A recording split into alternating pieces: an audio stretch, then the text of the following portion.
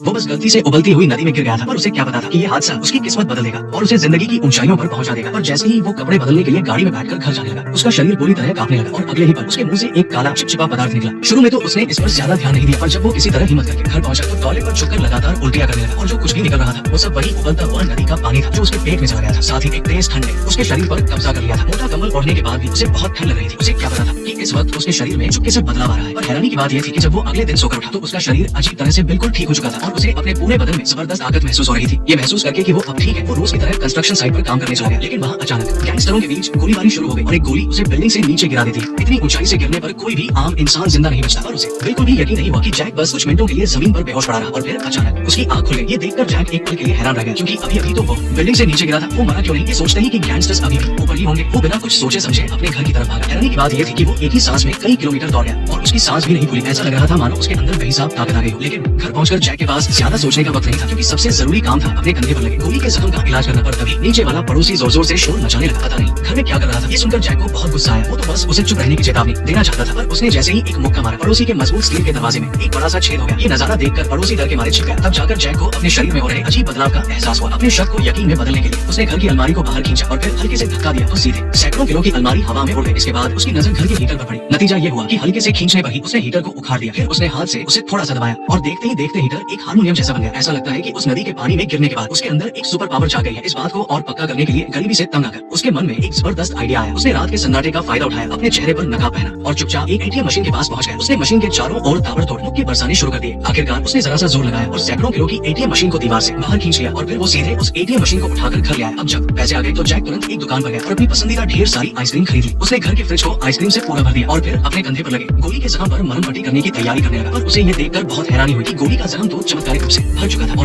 और उसके शरीर की मांसपेशियां भी पहले से ज्यादा मजबूत हो गई थी। ऐसा लग रहा था मानो एक ही मुक्के में वो एक गाय को भी मार सकता है। जैक इस बात से हैरान ही था कि तभी अचानक पड़ोसी के घर से एक चीख सुनाई दी। ये जानने के लिए कि क्या हुआ है, जैक धीरे से अपने घर से बाहर निकला। वहाँ उसने देखा कि कुछ गुंडे नीचे रहने वाली उसकी पड़ोसन को परेशान कर रहे थे। क्योंकि जैक स्वभाव से बहुत सीधा साधा और डरपोक था, इसलिए उसमें मदद के लिए हाथ बढ़ाने की हिम्मत नहीं हुई। वो अनजान बनकर वहाँ से गुजरते हुए नीचे चला गया। फिर उसने खुद को शांत करने के लिए एक सिगरेट जलाई, लेकिन अचानक गुंडों के लीडर की नजर उस पर पड़ी और उसे वो अच्छा नहीं लगा। उसने एक थप्पड़ मारकर उसे वहाँ से जाने को कहा। इसके बाद बिना कुछ कहे वो उस लड़की को खींचकर कमरे में ले गया ताकि वो उस खूबसूरत लड़की को परेशान कर सके। इस नाजुक मौके पर अचानक एक आदमी खिड़की तोड़कर अंदर आया और वो कोई और नहीं बल्कि जैक था, जिसे अभी अभी थप्पड़ पड़ा था। इस बार वो इन गुंडों को बख्शने वाला नहीं था। एक मोटे गुंडे ने जब उसे आते देखा तो आगे बढ़कर एक थप्पड़ मारा और जैक के लिए ये बस खुशी करने जैसा था। अगले ही पल जैक ने उस 150 किलो से भी ज्यादा वजनी मोटे आदमी को हवा में उठा लिया और फिर सबकी हैरान नजरों के सामने उस मोटे आदमी को उठाकर दूर फेंक दिया। एक और हटा गुंडा मदद के लिए आगे बढ़ना चाहता था, लेकिन अगले ही पल नेक्स्ट पार्ट देखने के लिए वीडियो को लाइक करो।